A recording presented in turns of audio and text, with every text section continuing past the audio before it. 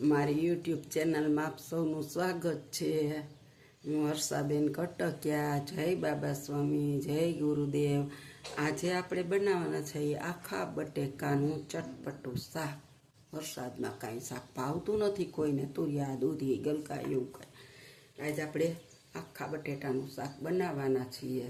તો એને માટે આપણે 300 ગ્રામ જેટલા બટેટા લીધા છે। તો ચાલો હવે આપણે એની રેસીપી ચાલુ કરીશું। તો હવે આપણે ગેસ ઓન કરીશું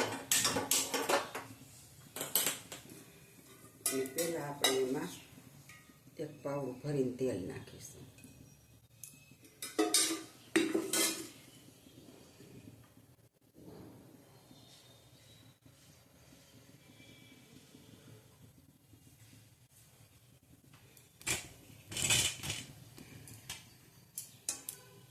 આપણું તેલ ગરમ થાય ને એટલે આપણે એમાં થોડા બટેટાને ફ્રાય કરી લેવા છે।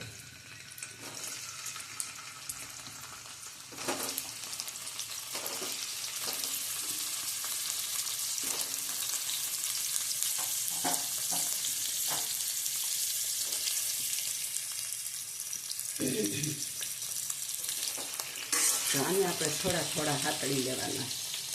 તો આપણું બટેટાને કોટિંગ થઈ ગયું છે એટલે હવે આપણે એને કાઢી લેવાનું થાળીમાં। માથે આપણી થોડી થોડી એની ચામડી સકળાઈ ગઈ છે એટલે હવે આપણે આને કાઢી લઈશું। જો તમે જોઈ શકો છો। હવે આપણે એની અંદર વધારે તેલ નાખીશું।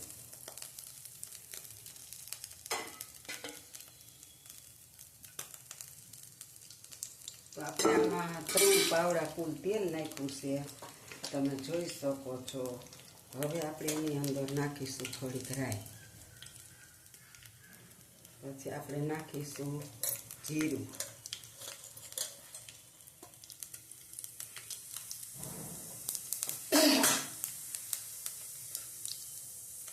અને એની અંદર આપણે એક નાખીશું તજપત્તું, અને 3 કટકા છે ચક્રફૂલના અને 2 લવિંગ।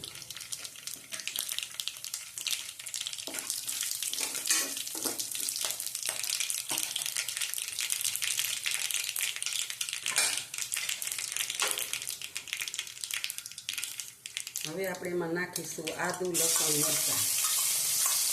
આપણે અગાઉથી એને દોરા પીસી દીધા છે મિક્સરમાં, તો આપણે એ નાખી દીધા। 8-10 કળી લસણની, 3 મરચાં અને એક થોડોક નાનો એવો આદુનો ટુકડો। તો હવે એ આપણું સકળાઈ ગયું, બહુ નથી થતો। હવે આપણે એમાં નાખીશું ડુંગળીની પેસ્ટ,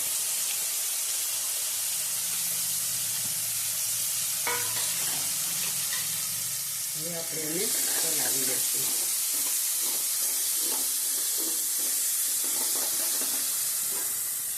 આપણી ડુંગળીની પેસ્ટ હવે સુતળાઈ જવા આવી છે અને તેલ પણ થોડું થોડું છૂટું પડવા લાગ્યું છે, તો તમે જોઈ શકો છો। અને આપણે આને બહુ પીસીને હાવ પેસ્ટ નથી બનાવી, આને પણ આપણે દરદરી જ કરી છે, ચાલુ બંધ કરી। હવે આપણે નાખી દઈશું ટમેટાની પ્યુરી,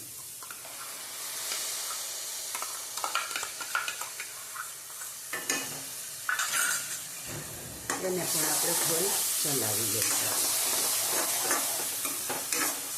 એને આપણે તેલ છૂટું પડે ને ત્યાં સુધી આપણે આને થોડીક વાર સાતળવાની છે।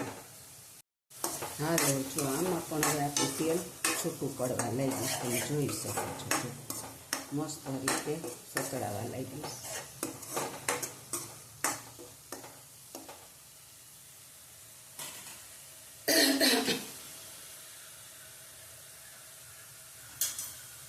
હવે આપણે એની અંદર નાખીશું આપણે ઘરે મસાલો બનાવેલો છે બધું, જીરું, ધાણા, જીરું, વરિયાળી ને બધું, તો આપણે એ 1 ચમચી નાખી દઈશું।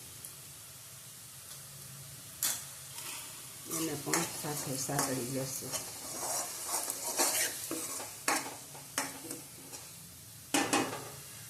અને હવે એને ધીરે ગેસે, જો તેલ તો છૂટું પડવા લાગ્યું છે પણ 2 મિનિટ આપણે એમ રહેવા દઈશું। હવે તમે જોઈ શકો છો કે આપણે દહીં લીધું છે.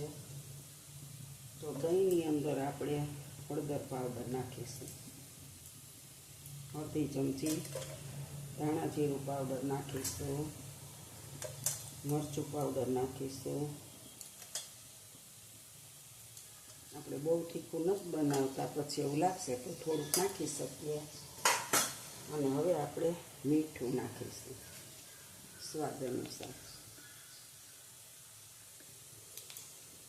અને આને આપણે એકદમ મિક્સ કરી દઈશું.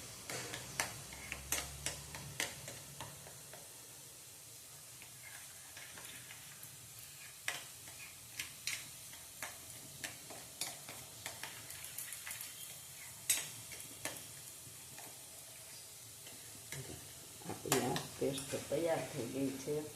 હજી થોડોક મરચું પાવડર નાખી દઈએ.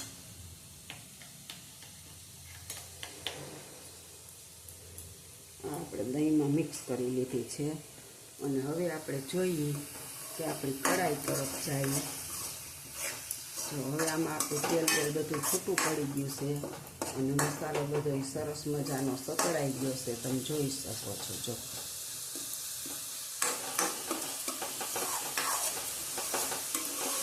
અને આપણને એમાં તો કઢાઈમાં બધું ચોટી જશે દહીં, પણ કોઈ વસ્તુ જો ચોટી નથી. આપણી કઢાઈ એકદમ ચોખ્ખી જ છે. બટેટા પહેલાં વહેલા નાખીને એટલે જરા એવું ચોટવાનું થાય, પણ પછી બધું આમાં જ આવી જાય છે.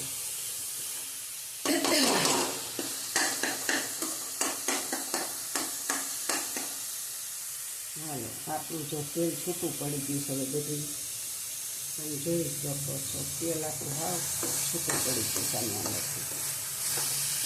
તેલ છૂટું પડવા લાગ્યું છે. હવે આપણે આ મસાલો અંદર એડ કરી દઈશું. જો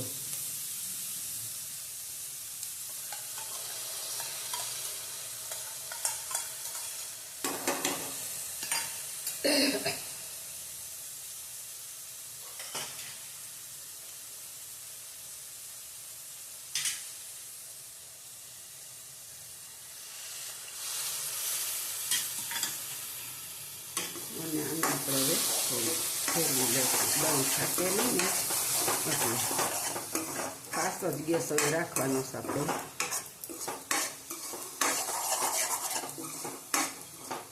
હવે આપણે આને આવી રીતના હજી થોડીક વાર ચડી જવા દઈશું. તો હવે આપણે થોડોક એવો ગરમ મસાલો નાખીશું અને હલાવી લઈશું. તેલ તો બધું છૂટું પડી ગયું છે અને આપણે આ બહુ જ આખા કિચનનો સુગંધ બહુ જ આવે. સુગંધ લઈને જ તરાઈ જાય.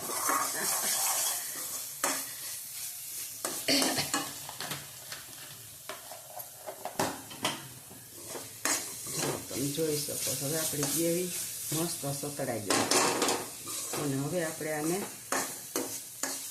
થોડીક વાર રહીને પછી આપણે હવે આગળ બતાવીશું. હવે આપણી ગ્રેવી મસ્ત બની ગઈ અને સતળાઈ ગઈ. જો તેલ હાવ છૂટું જ પડી ગયું. તમે જોઈ શકો છો, બધું તેલ આમાં દેખાય જ છે. અને હજી આપણે બહુ મસ્ત બની ગઈ છે. સુગંધ બહુ આવે છે. હવે આપણે એની અંદર થોડું પાણી નાખી દઈશું.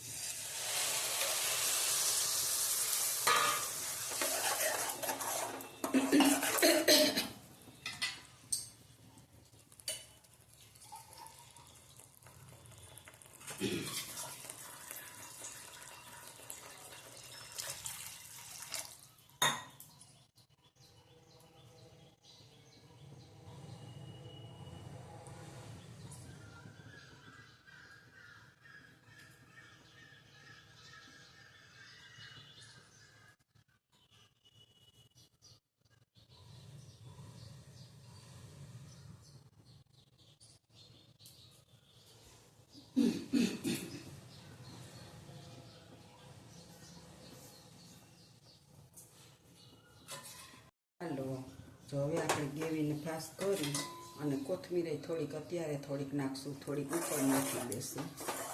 આની સ્મેલ બહુ મસ્ત આવે છે. અને હવે આપણે આ ગ્રેવીને એકદમ ઉકળવા દઈશું થોડીક વાર. હવે આપણે આ કોટિંગ કરેલા બટેટા અંદર નાખી દઈશું. કારણ કે તેલ આમાં બહુ નીતરું છે એટલે આપણે એ નાખી દેવાનું છે અંદર. પછી આ કાંઈ કામ તો આવે નહીં.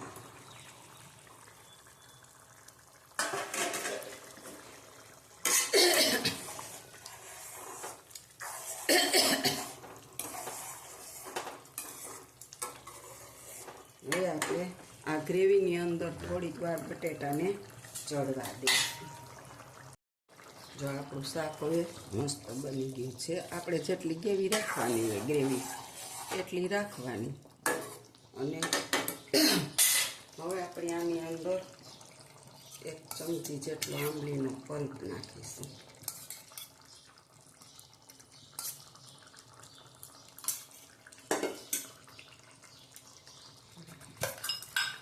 અને બેલેન્સ કરવા માટે થોડીક એવી ખાંડ નાખીશું.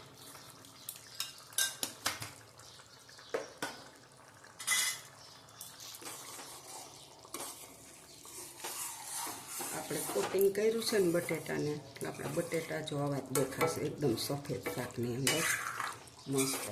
અને તેલ તો બધું જેમ ઠરશે. હજી આપણે થોડીક વાર રહેવા દઈશું શાકને.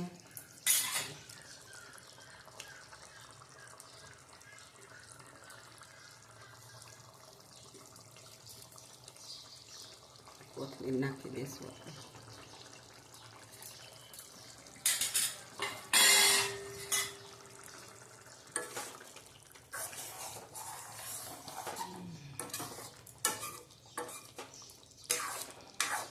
કાળા કાળા આપણા લવિંગ છે. જો સરસ કૃષક. હજી આપણે એની અંદર એક વસ્તુ એડ કરીશું.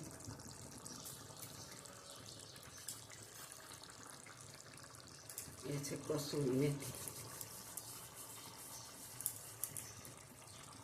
ચોમાસાના હિસાબે સેજ ઓલી થઈ ગઈ છે પણ સ્વાદ તો મસ્ત આવે છે ને. કારણ કે પહેલાં મને એમ હતું સરસ જ છે બરણીમાંથી કાઢી તો જરીક શેકી નાખત તો કુરકુરી મસ્ત બની જાય. કાંઈ વાંધો નહીં, એમાં ચડી જાય.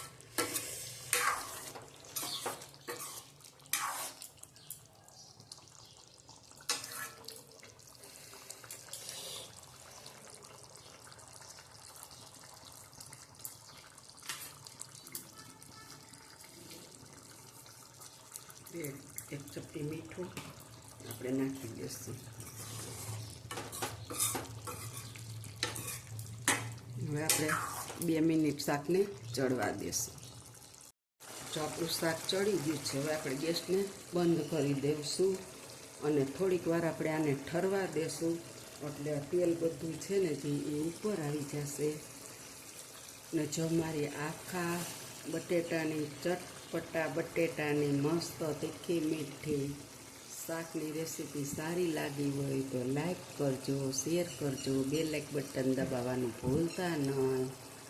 આવજો. જય બાબા સ્વામી, જય ગુરુદેવ. જો આપણું બધું તેલ હવે માથે આવવા લાયક આવી ગયું છે. અને આની અંદર તમે બટેટાની અંદર કેળા ભરીને મૂકો ને ત્યારે એ શાક બહુ મસ્ત થાય છે. મેં એકવાર બનાવી લીધું છે એટલે કહું. અને આ શાક ખાશો ને તો તમે પનીર બધું ભૂલી જશો એવું શાક બને છે. તો લાઈક શેર કરજો. આવજો.